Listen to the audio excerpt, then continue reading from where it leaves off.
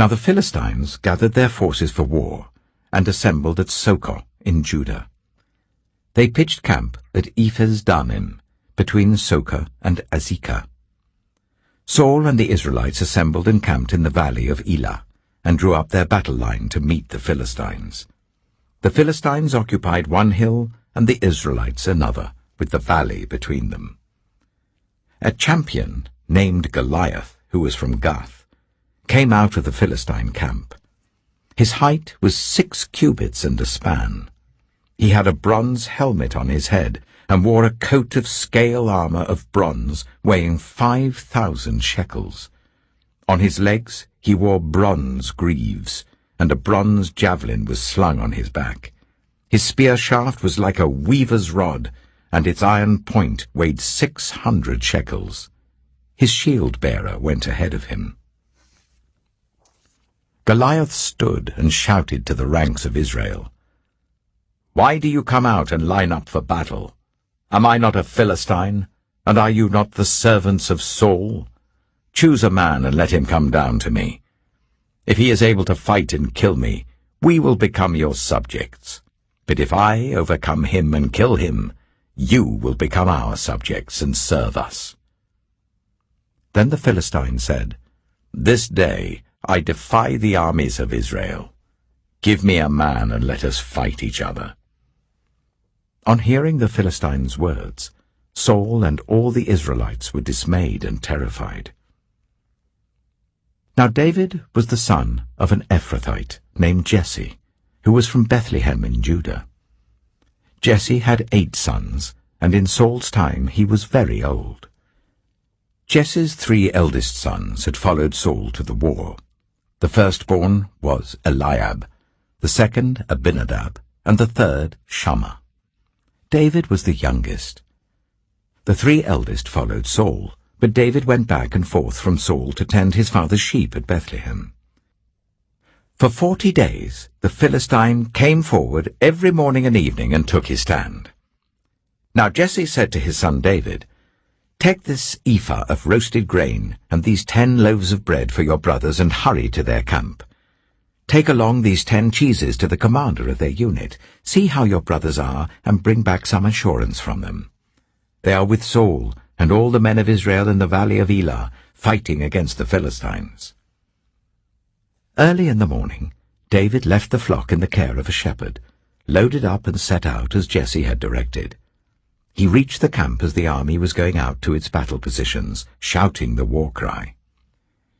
Israel and the Philistines were drawing up their lines facing each other. David left his things with the keeper of supplies, ran to the battle lines, and asked his brothers how they were. As he was talking with them, Goliath, the Philistine champion from Gath, stepped out from his lines and shouted his usual defiance, and David heard it. Whenever the Israelites saw the man, they all fled from him in great fear. Now the Israelites had been saying, "Do you see how this man keeps coming out? He comes out to defy Israel. The king will give great wealth to the man who kills him. He will also give him his daughter in marriage, and will exempt his family from taxes in Israel." David asked the men standing near him, "What will be done for the man who kills this Philistine and removes this disgrace from Israel? Who is this uncircumcised Philistine that he should defy the armies of the living God?" They repeated to him what they had been saying, and told him, "This is what will be done for the man who kills him." When Eliab, David's eldest brother, heard him speaking with the men, he burned with anger at him, and asked, "Why have you come down here? And with whom did you leave those few sheep in the wilderness? I know how conceited you are, and how wicked your heart is. You came down only to watch the battle." "Now what have I done?" said David. "Can't I even speak?" He then turned away to someone else and brought up the same matter, and the men answered him as before. What David said was overheard and reported to Saul, and Saul sent for him. David said to Saul, "Let no one lose heart on account of this Philistine. Your servant will go and fight him." Saul replied, "You are not able to go out against this Philistine and fight him. You're only a young man, and he has been a warrior from his youth." But David said to Saul, "Your servant has been keeping his father's sheep. When a lion or a bear came and carried off a sheep from the flock, I went after it, struck it, and rescued the sheep from its mouth.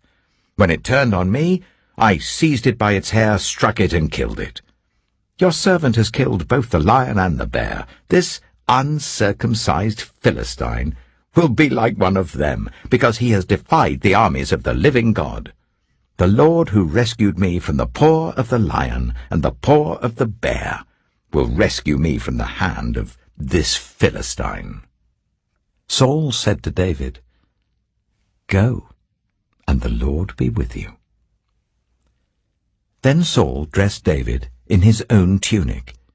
He put a coat of armor on him and a bronze helmet on his head. David fastened on his sword over the tunic and tried walking around because he was not used to them. "I cannot go in these," he said to Saul, "because I'm not used to them." So he took them off. Then he took his staff in his hand, chose 5 smooth stones from the stream, put them in the pouch of his shepherd's bag, and, with his sling in his hand, approached the Philistine.